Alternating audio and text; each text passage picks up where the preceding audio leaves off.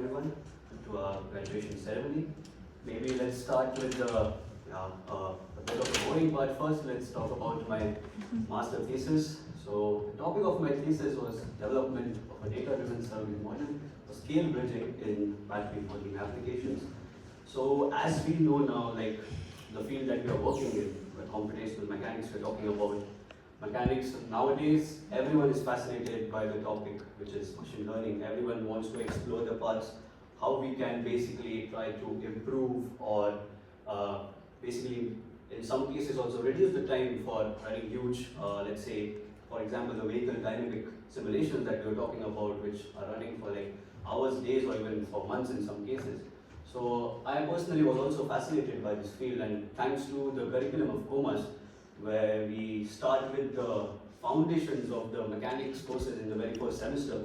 After that, we are given quite a freedom to choose like what different courses we have to take.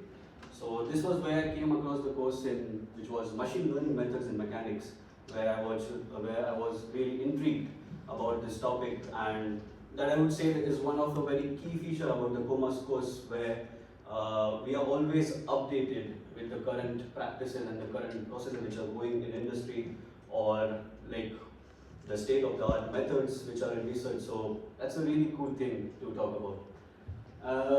Just to give a brief idea about my thesis, so it's mainly regarding the crash analysis, or let's say crash analysis of the battery packs which are there in the vehicles. So we are talking about this domain right now.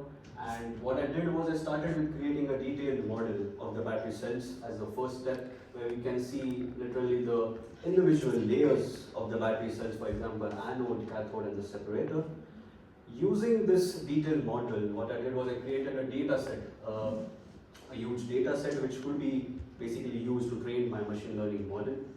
The input needed to train this model, like to create the data set, was also taken from, let's say, a full car crash simulation, as you can see here. So I have actually extracted the actual strain parts which the elements of a battery cell or a battery pack are going to observe in case of crash loading. So with all this data, then the next step was the offline training and verification of the ML-based model, which has been done. So sorry, I forgot to tell about this. So the master thesis was conducted in association with Dynamo here in Stuttgart and the Institute ISD, headed by Professor Ricken. And so predominantly, of course, I have used the software LS-DYNA here for running the simulation. And coming back to the ML model, once the ML model was trained, then it was used in a kind of a co-simulation or a simulation in the LS-DYNA software. And after the online implementation of the surrogate model, then the results were validated. And I could say that in case of basic loading cases, or for example, predominantly compressive loadings, which are the actual kind of strains or loading conditions in a crash simulation, the model was performing quite well. Of course, with the integration of this, in this case, the ML model is in a Python script, so because of the integration with the software, it will take some time in general, but of course further development could be done in the direction to improve it. So that was actually my time at Dynamo and my master thesis. With the end of my thesis, now I've started my new professional journey at Daimler Trucks as a PhD student, and again I am working in the same direction, where I'll be working on sort of a multi-scale modeling environment for the battery cells here, and the idea is to create a coupled model considering the thermal, electrical and mechanical effects. Again, the institute is the same, ISD, with Professor Ricken, who will be my guide or my father. With that, that's how the journey, the academic part of COMAS was, and that's how I go ahead. And now coming to the fun part, for most of the guys who are here who have been to my student dorm, you might remember the wall from the background.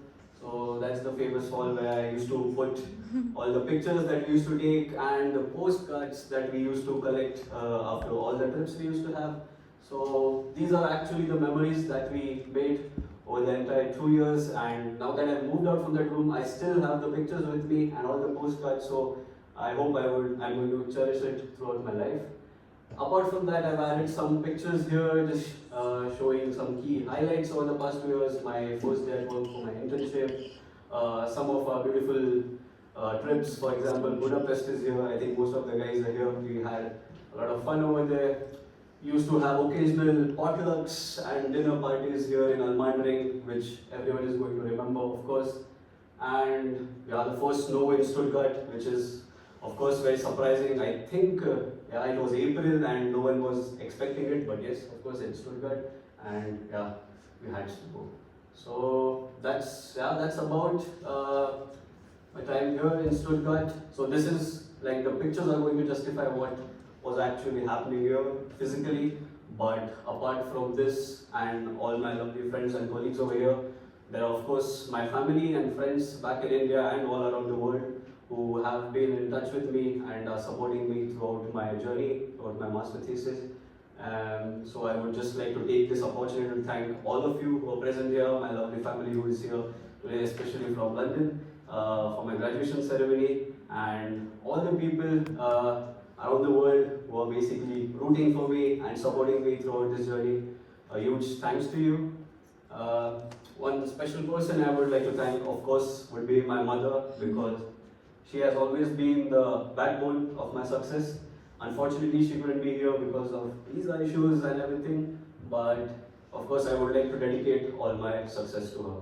With that, me being a very devotional Lord Ganesha devotee, I would like to end my speech over here with a Ganpati chant. So, Ganpati Bappa Moria.